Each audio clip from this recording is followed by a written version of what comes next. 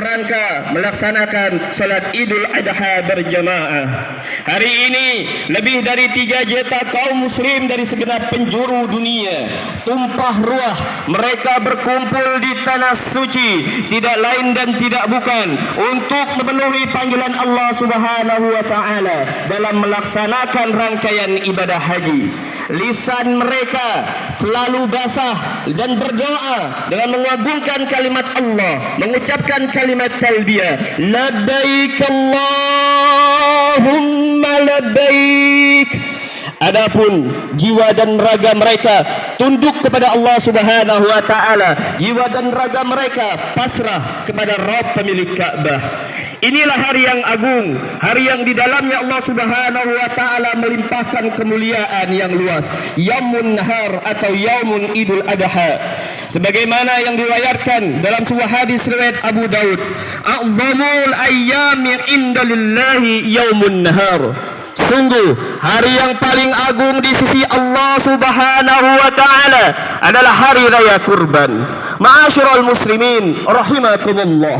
Sebagaimana diperintahkan Rasulullah sallallahu alaihi wasallam, penentuan awal bulan Zulhijjah bukanlah diputuskan berdasarkan otoritas masing-masing pemimpin negeri kaum muslim, tetapi wajib berdasarkan penguasa Amir Mekah. Husain bin Haris Al-Jadali telah menyatakan, Amir Mekah Al-Haris bin Hatib telah menyampaikan khutbah kepada kami seraya berkata, ahida ilaina Rasulullah sallallahu alaihi wasallam an nansuka li ru'yati fa illam narahu wa syahida adlin nasakna bi syahadatihima. Kami telah diperintahkan oleh Rasulullah sallallahu alaihi wasallam untuk mengerjakan manasik atau ibadah haji karena melihat hilal. Jika kami tidak melihat hilal, lalu ada 2 orang saksi yang adil melihat hilal, maka kami pun akan mengerjakan manasik haji berdasarkan kesaksian mereka berdua. Hadis riwayat Abu Daud Ad-Darqutni.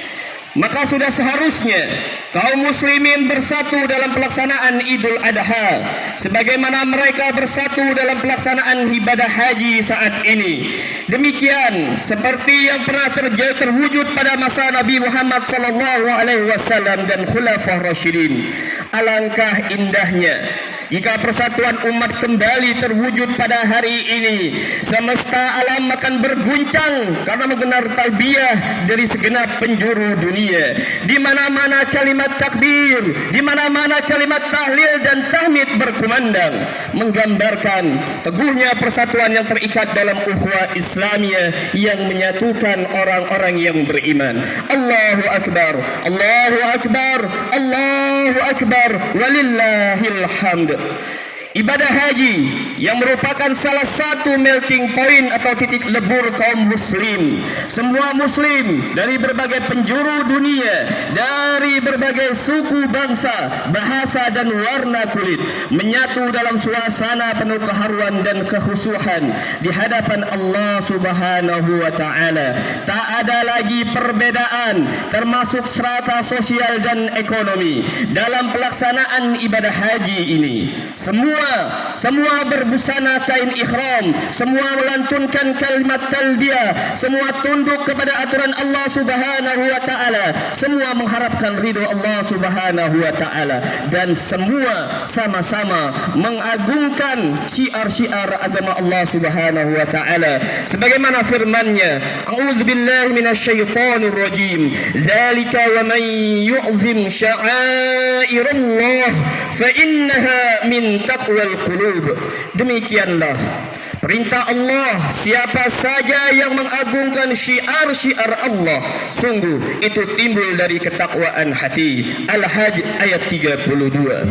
Seorang ulama besar dari Mesir, Syekh Mutawalli Asy-Sya'rawi, dan seorang mufassir, beliau mengatakan, di tengah-tengah persatuan ibadah haji, berbagai suku bangsa, warna kulit dan bahasa, manusia melebur menjadi satu. Karena itu tidak ada yang pantas untuk dijadikan atribut identitas selain Islam. Tidak ada yang pantas dan patut diperhitungkan kecuali iman. Allahu Akbar, Allahu Akbar, Allahu Akbar, walillahil hamd.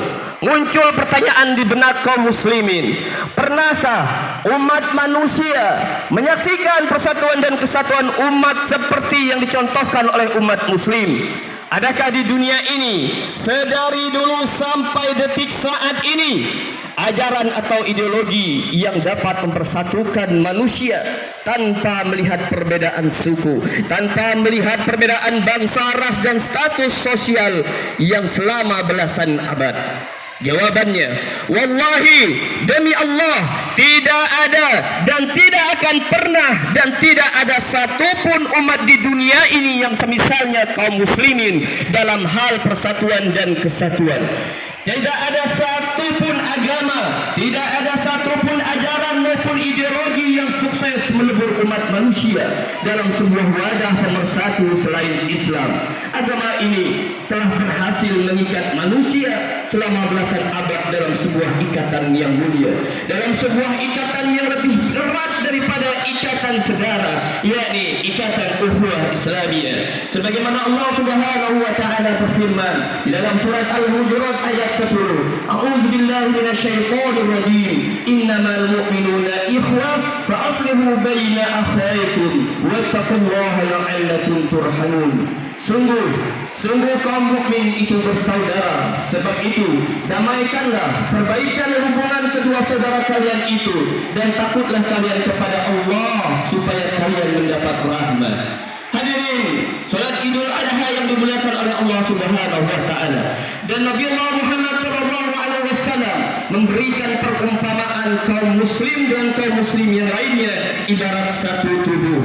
Kaum mukmin itu dalam hal saling mengasihi, mencintai dan menyayangi bagaikan satu tubuh. Jika ada salah satu anggota tubuh yang sakit, maka seluruh tubuhnya akan ikut terjaga atau demam, turut merasakan sakitnya. Hadis riwayat Al-Bukhari dan Muslim.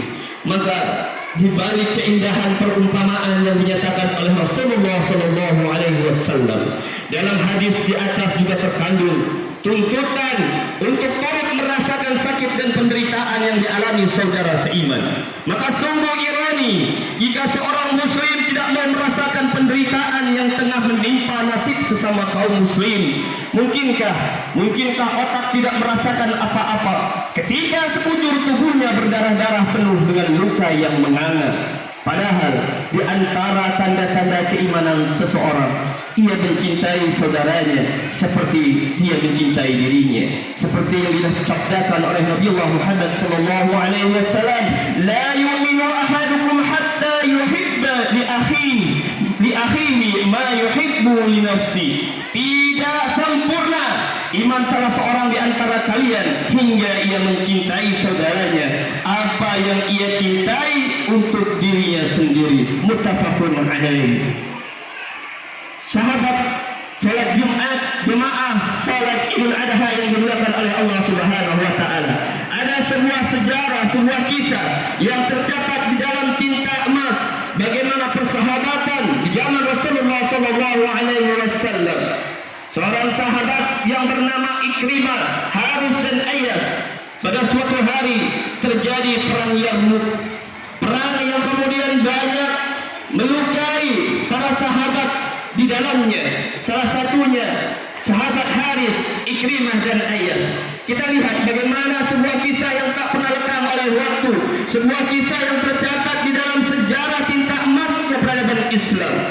Ketika mereka bertiga sakit parah, seorang sahabat Haris meminta air minum karena kehausan yang sangat.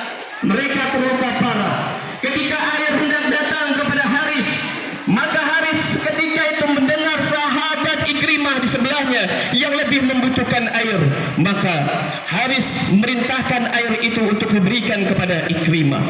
Setelah air itu sampai kepada sahabat Ikrimah, Ikrimah pun merasakan bahwa sahabat Ayas lebih membutuhkan air daripada dirinya. Maka seketika itu sahabat Haris memerintahkan air itu agar diberikan kepada sahabat Ayas.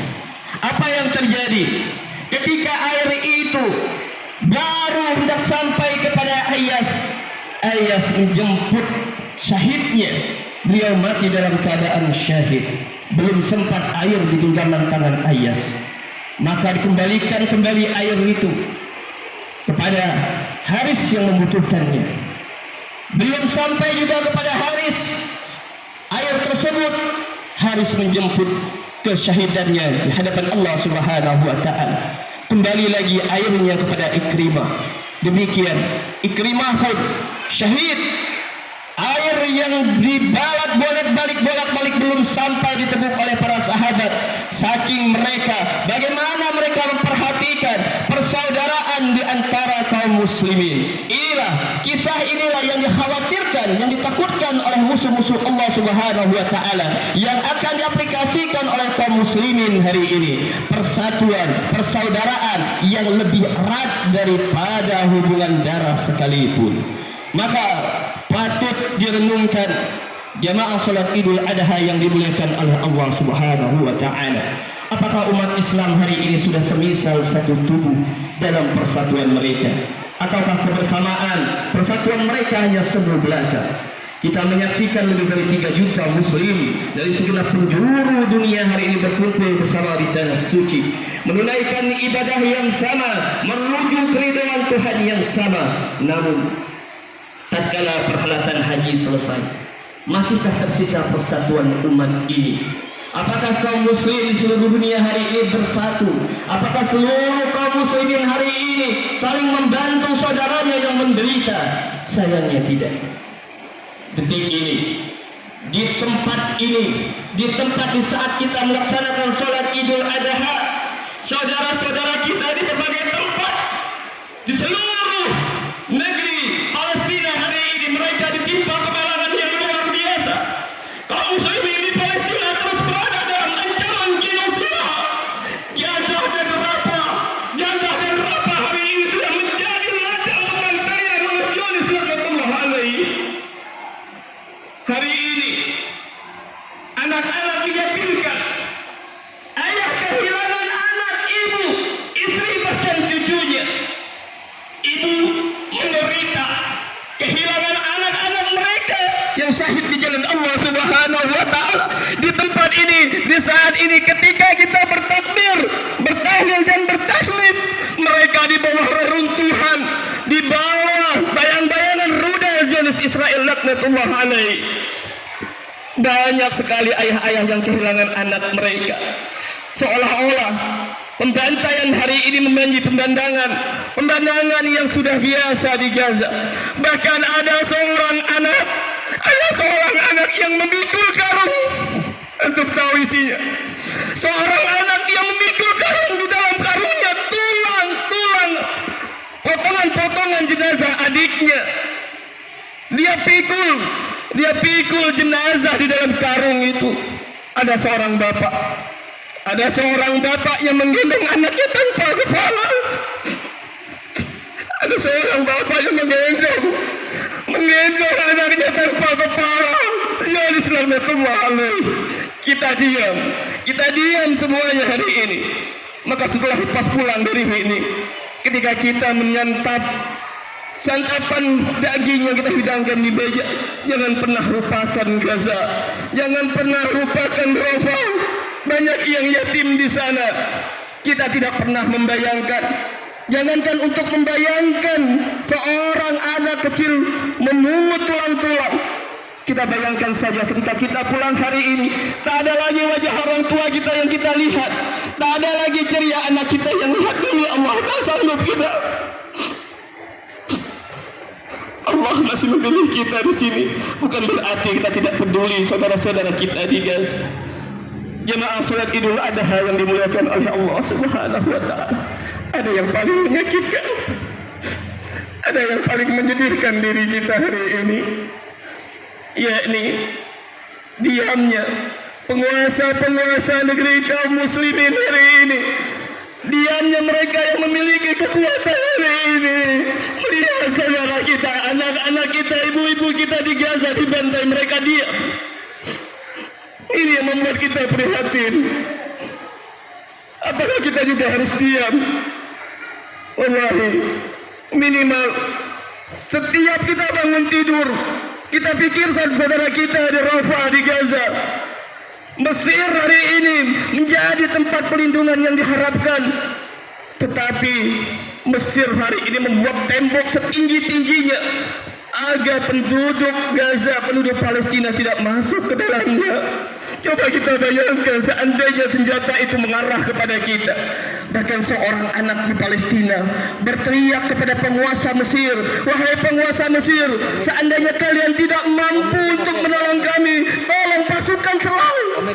Pasukan selang dari celah beton ini agar kami dapat minum. Agar kami dapat minum, kami haus." Bayangkan ini yang terjadi oleh penguasa negeri kaum muslimin hari ini. Bahkan ada anak yang berkata, seandainya senjata-senjata kalian tidak berani dikerahkan kepada Yahudi laknatullah alaih, maka lemparkan senjatanya kepada kami, biar kami yang berperang. Ini ucapan-ucapan anak-anak Palestina. Jamaah salat Idul Adha yang dimuliakan oleh Allah Subhanahu wa taala. Maka dalam sebuah riwayat hadis riwayat Ahmad, Nabi Muhammad SAW bersabda, siapa saja yang Allah takdirkan untuk menjadi pemimpin yang mengemban urusan orang banyak, lalu ia menghindar dari orang yang lemah dan yang membutuhkan, Allah pasti menutup diri, Allah masih menutup diri dari mereka di hari kiamat nanti. Dan dalam sebuah hadis riwayat Al-Bukhari dan Muslim dikatakan, tidaklah seorang yang diamanati oleh Allah pemimpin rakyat itu mati sementara ia saat hidupnya menipu rakyatnya, melainkan Allah Subhanahu wa taala pasti mengharamkan bagi dirinya surga. Hadis riwayat Bukhari dan Muslim. Hadirin salat Idul Adha yang dimuliakan oleh Allah Subhanahu wa taala. Kepada siapa kita berharap hari ini terhadap penyelesaian negeri Palestina, saudara-saudara kita di Palestina. Kaum muslimin jangan pernah berharap terhadap mahkamah internasional agar dapat mereka menyeret pemimpin Zionis ke pengadilan internasional dan menghukum mereka sebagai penjahat perang. Tidak mungkin, mustahil. Sebab mahkamah internasional dibuat oleh negara-negara barat demi kepentingan mereka dan dijegal setiap kali akan mengganggu urusan politik barat dan sekutunya. Allah Subhanahu wa taala telah melarang perbuatan ini. Lagi pula sebagian orang kafir adalah penolong bagi sebagian yang lainnya. Allah Subhanahu wa taala berfirman, A'udzubillahi minasyaitonir rajim. Ya ayyuhalladzina amanu la tattakhidul yahuda wan nasara awliya ba'duhum awliya'u ba'd wa man yatawallahum minkum fa innahum minhum innallaha la yahdil qaumadz zalimin. Wahai orang-orang yang beriman, janganlah kalian menjadikan kaum Yahudi dan Nasrani sebagai para pemimpin kalian. Sebagian mereka adalah pemimpin bagi sahabat lainnya. Siapa saja di antara kalian menjadikan mereka sebagai pemimpin, sungguh orang itu termasuk golongan mereka. Sungguh Allah tidak memberikan petunjuk kepada kaum yang zalim. Al-Maidah ayat 51. Ma'asyiral muslimin rahimakumullah. Karena itu umat muslim, umat Islam wajib kembali bersatu dalam ikatan ukhuwah Islamiyah. Hal itu tidak mungkin tercipta dalam konsep negara, bangsa-bangsa dan paham nasionalisme. Ukhuwah Islamiyah dan persatuan yang hakiki hanya bisa terwujud dalam wadah yang telah ditetapkan syariat Islam, yakni khilafah Islamiyah. Dalam institusi khilafahlah umat Islam sedunia bisa dipersatukan dari ujung timur hingga ujung barat, tidak terpecah belah dan tidak terkerat-kerat. Agama ini menghendaki umat Islam berada dalam satu kepimpinan, sebagaimana Nabi Muhammad SAW bersabda, jika dibaiat dua orang khalifah maka bunuhlah yang terakhir dari keduanya. Hadis riwayat Muslim. Jemaah salat Idul Adha yang dimuliakan oleh Allah Subhanahu wa taala.